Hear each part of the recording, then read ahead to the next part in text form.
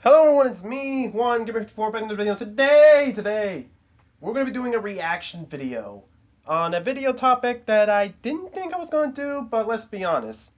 MatPat is making a lot of videos, and I'll be honest, as the clock is ticking faster and faster to his retirement on March, yeah, I feel like anything will have to do at this point, even if it is the serious ones.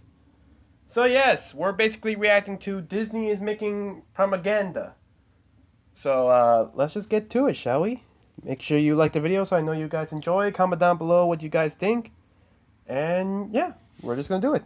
From bad art to scam YouTube channels and even more fake news than a typical Facebook feed, it feels Dang. like artificial intelligence was in headlines a lot last year. Yeah. There was so much AI discourse that President Biden signed a sweeping executive order seeking to regulate it. Believe it or not, the reason Biden acted so decisively on AI, it was all because of Mission Impossible. What? No joke. The latest movie was all about the dangers of rogue AI. Apparently Biden saw it and said, yeah, we should do something about that. So Tom Cruise, if you're watching, just a small favor on behalf of all of us over here. Any chance that you could fight, say, housing prices in the next one?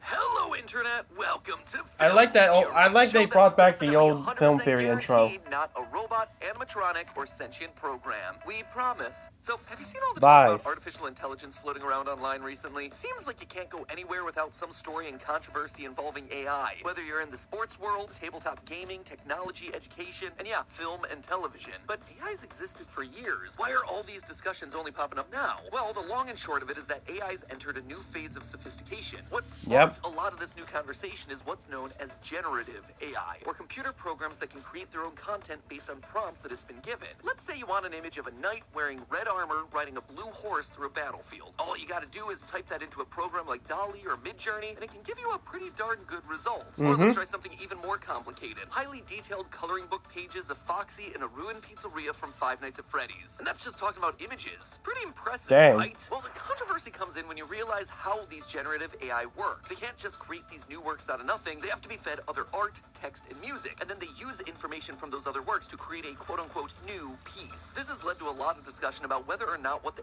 AI's created is truly original work, or if it's just stealing art from other sources and repurposing it. And that's just talking about art. This exact same technology can also be used to write text. Feed these programs a bunch of books or scripts, and suddenly you can write a screenplay faster than any human can. It can do it with voiceover. Train it on an actor's voice, and suddenly you can make them say whatever you want. For instance, here's my voice, presumably trained up over 13 years of videos uploaded online. Made without my consent, able to say whatever it wants to. Hello, Internet, it's me, the real MatPat. Diet Coke? Overrated. Five Nights at Freddy's?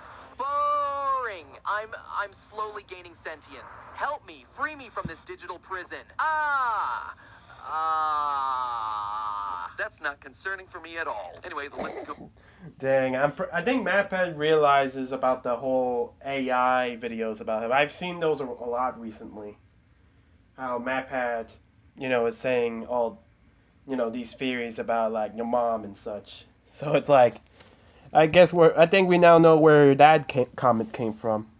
On and on. Now, I'm going to be 100% honest with you here, loyal theorists. This is going to be a huge issue moving forward. Not just in our little corner of the internet, but for the world as a whole. Oh, no. As we were mapping out my final 10 episodes, and I realized that I wanted to do a big meta topic here on film theory, I see. Not talk about this. Now, I'm not going to stand here and tell you how to feel about any of this. You're a smart cookie. You can form your own opinions about it. But what I do want to stand here and tell you is that there's going to be a lot of people out there who are going to try to influence your opinion, who are going to try to tell you how to feel without you let me guess, I'm talking about the media's role in secret propaganda. You see, there's a giant rift growing between the Hollywood studios that see generative AI as a way to save costs during expensive productions, and the artists, writers, and actors that rightfully feel that their jobs could be threatened with this technology. Remember those strikes that shut down Hollywood for basically the entire I can never forget that. Yeah, a big part of the reason for those strikes was disagreement over AI. And while the strikes ended up being an overall victory for the artists, as it should, studios, spearheaded by our mouse-eared overlords over at the Walt Disney Company, want to change the conversation around AI for their own personal benefit. They want to make sure that everyone loves AI, enough so that they've started a propaganda campaign designed to trick you you into thinking that AI is the answer to all of our problems. Oh, We're great. witnessing the rise of a new era of propaganda in real time, with the aim of getting us all to accept our brand new robot overlords. Never. And they're doing it all through the power of movies and TV.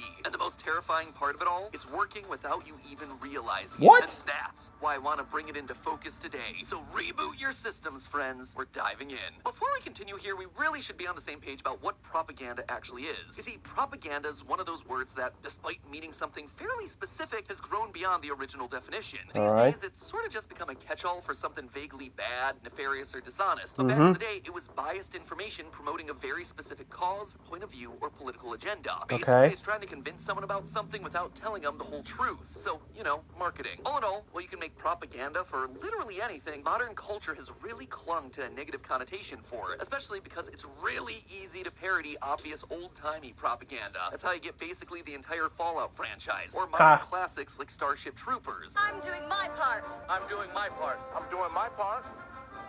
I'm doing my part too. But something that the people pushing this propaganda learned pretty early on was that it doesn't need to exclusively be posters of Uncle Sam or Rosie the Riveter. No, a lot of times the best way to influence people is through the regular media they consume. If you want proof of that in action, well, just look at World War II and the flood of American-made media depicting the Germans as the bad guys. From Captain America punching Hitler in the face to Donald Duck having a nightmare about becoming an incompetent brown shirt. Fun fact, by the way, that won the Oscar for Best Animated Short back in 1943. And that's fine when you're talking about something everyone can agree on, like Nazis bad, but over time, things change, and so did the propaganda in the media. Ask any 90s or 2000s kid about the weird ads that the Army created to appeal to the most elite, extreme gamers. It is a rite of passage, a challenge to join the elite. These days, these same recruitment ads look and feel very different. This is the story of a soldier who operates your nation's Patriot missile defense systems. It begins in California with a little girl raised by two moms. It's a pretty stark contrast, right? Except Yeah. when you boil it all down, they're still selling the exact same heroism through service message, just with a different coat of paint updated for the times. That's the really explicit, obvious stuff. Ads specifically designed to make you want to sign up for the military. But propaganda in the media, it's often a whole lot more subversive. Ask any 80s kid, and they can tell you all about how G.I. Joe taught them that Knowing is half the battle. that right there, it's propaganda. Dang. Here's your biggie bag. It's propaganda. Honestly, when you look at history and break it down, each decade or so has a defining idea that propaganda has been made to push, and it's been very effective. In the 1980s, during the height of the Cold War, a lot of films had anti-Soviet messages, telling stories about how good and awesome the USA, capitalism, and Reaganomics were. Think films like Red Dawn, Top Gun, War Games, Rocky IV. All right. Has the fight date been set yet? December 25th. Where? It's in Russia. In the 90s, deep into the war on drugs, the government literally paid millions for primetime TV series to do very special episodes warning about the dangers of illegal substances. Home Improvement, Seventh Heaven, ER, Beverly Hills 90210, even Buffy the Vampire Slayer all had these propaganda episodes. Brought to you and paid for by the U.S. government. Well, I never thought of myself as the type of father who'd have to drug test his kids. I'm willing to do just that if that's what it takes to find out who brought a joint into this house. Want beer. I can't believe you said Buffy that beer. I didn't know it was evil. You knew it was beer. In the 2000s and 2010s, after 9/11, movies started embracing a more pro-America, pro-military slant. Recent example, the very first Captain Marvel. Back when this first came out, more than a few people felt that putting so much focus on Carol Danvers' origin story as a sort of girl power Top Gun pushed the movie basically into being a recruiting pitch for the U.S. Air Force, which sounds like a pretty extreme take until you realize that the movie was straight up officially endorsed by the actual U.S. Air Force. And this is hardly the only movie to have this sort of distinction. See, just like any author or corporation or whatever owns the things that they create, if you want to use the U.S. military stuff, their official locations, authentic uniforms, specific vehicles and weapons, even certain colors of paint, you have to get permission to use them. Yeah, it's crazy, right? Even permission? Paint. If you want to play with their toys, the Pentagon's going to get a say in how they're depicted in the film. And if they say no, if they don't like something that you're doing and you refuse to change it, well, you'll either have to do a rewrite to fit with their demands, or you can change what appears on screen so it isn't official. You can actually see a perfect example of this with Independence Day. That one infamously didn't get a seal of approval from the U.S. Army, allegedly because officials weren't big fans of the film's plot points involving cover-ups, Area 51, and general incompetence of the military. In contrast, you know what alien invasion film franchise had no trouble getting the Pentagon's backing? The first 3 Transformers films, likely because producer-director Michael Bay cultivated a strong relationship with the Department of Defense across his filmography. As a result, Bay's first Transformers films are full of official uniforms, locations, and equipment. But what wouldn't you know it, the Transformers series stopped getting full Pentagon approval in its 4th and 5th installments. Dang. Incidentally, when Chinese producers started picking up the tab. Strange coincidence, right? Speaking Yeah. of that, though we've been focused mostly on pro-America propaganda at this point, this sort of thing is universal. It's happening from every country in every way possible. Really? For instance, in the 2010s, the one thing that Hollywood latched onto as a big theme for that decade, making China look as good as possible. See, in the 2010s, the Chinese market became more welcoming for Western films, and there was a lot of money to be had there. Avatar made over $200 million in China. Okay. Aquaman made almost $300 million. All Furious right. 7 made almost $400. You get the idea. But in order to get screened in China, you needed to get the government's approval. And so, while they weren't explicitly mandating propaganda, there was a filter and strong financial incentive for movie studios to have a pro-China slant. And so, to get that approval to screen in the country, Hollywood movie studios began adding content that was very flattering of China throughout their films. For instance, those Transformer films, they made the Chinese military look very competent in the fight against the Decepticons. The Martian, who comes in and saves the day? China.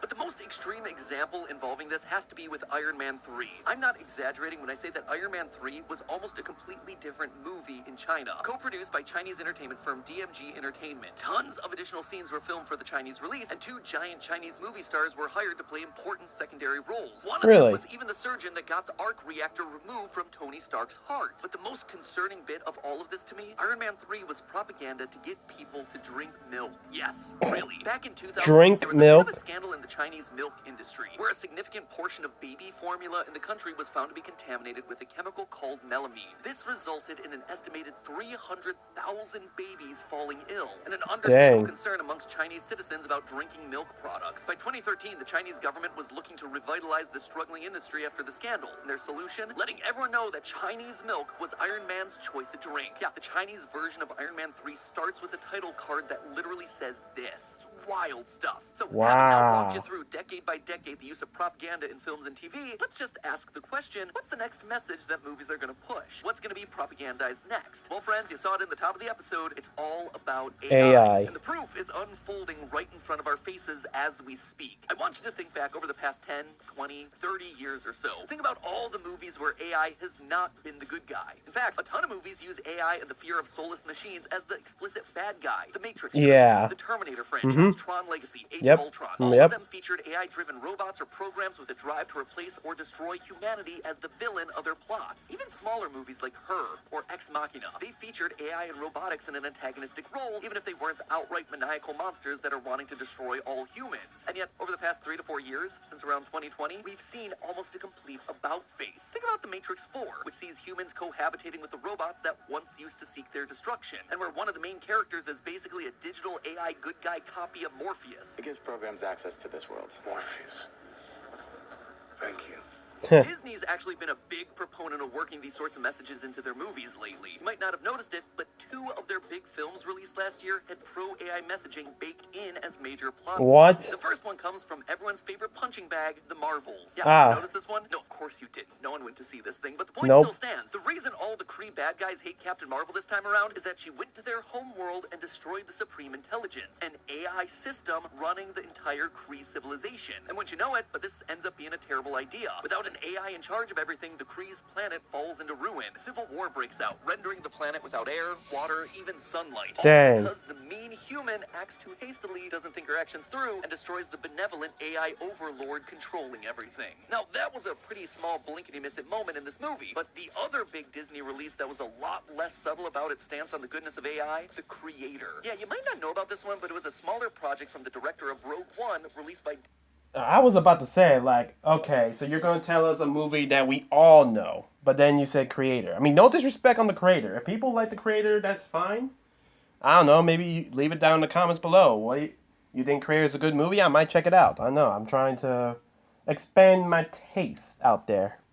Disney's indie arm Searchlight Pictures. If you, like almost everyone else, missed this one, I definitely recommend that you give it a watch. The production design, artwork, special effects, they blow pretty much everything else Hollywood made recently out of the water. And all Dang, was really? done on an $80 million budget. It is a very well done film, and I really connected with the story about fatherhood and finding humanity in others, no matter who they are, which is great, except the thing that I'm connecting with as a father is AI, little robot kid. Someone Colin Gregory. The actual plot of the creator involves a near Colin future Gregory, Earth that where little humans and rat. sentient robots share the planet. However, this has resulted in several armed conflicts and a war between the human-led Western nations and the peoples of New Asia that have embraced AI. The main character here is an American soldier sent to destroy a new weapon developed by the AI. This turns out to be just an innocent little robot kid. Naturally, the human ends up changing sides, and he discovers that all the AI are actually super chill. They only want peace and harmony. That the humans were actually the bad guys all along. In fact, the only bad AI and robots that we see in the film are the ones that were explicitly controlled by the humans. In short, it's making AI friendly and relatable. It's saying that the AI and the humans have more in common than they don't. And get this, the movie even has a big plot point about donating your physical appearance to corporations, being scanned so your likeness can be reused by AI. It's framed as this act of Really? moral generosity, helping the poorer robot citizens, and it eventually pays off by letting the main hero get a big cathartic moment that would have been impossible without the face copying technique. Does that remind you of anything? Like, say, maybe those episodes where we talked about Disney and their army of deepfakes they've been amassing over the past couple years? Yeah.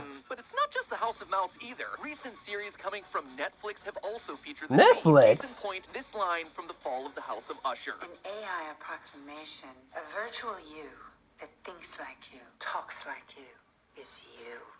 That's so cool. It is cool. A completely random Wow.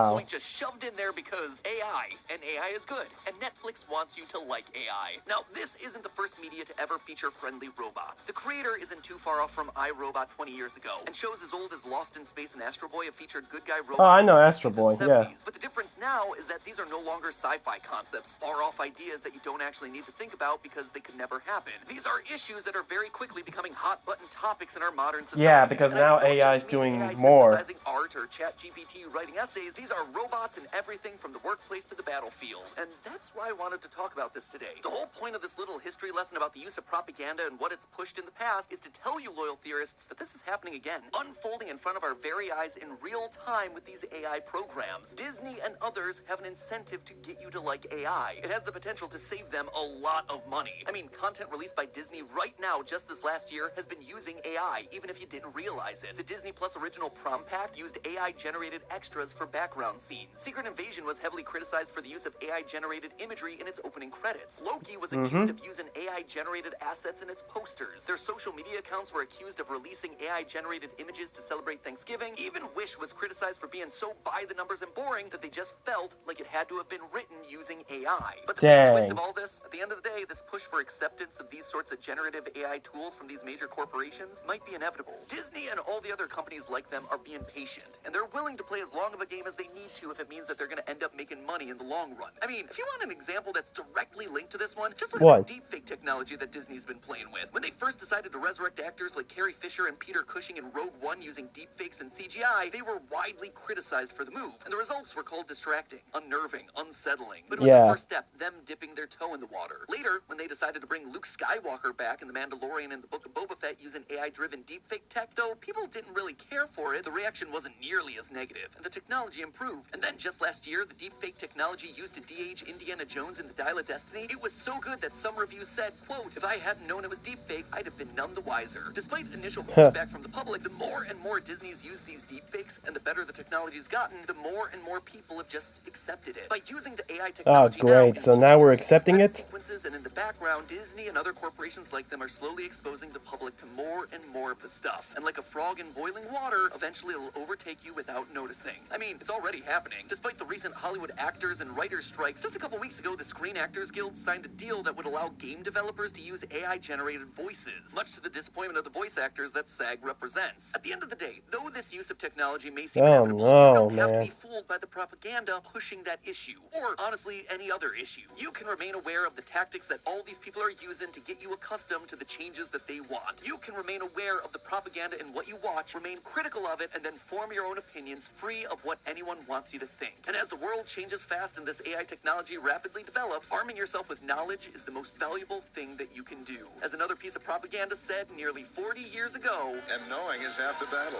G.I. Joe! but hey, that's just a theory. A film theory. Alright, that's gonna be the end of the video, guys. Thank you guys so much for watching. Like I said before, earlier in this video, make sure you like the video so I know you guys enjoy. Comment down below what you guys think. I mean,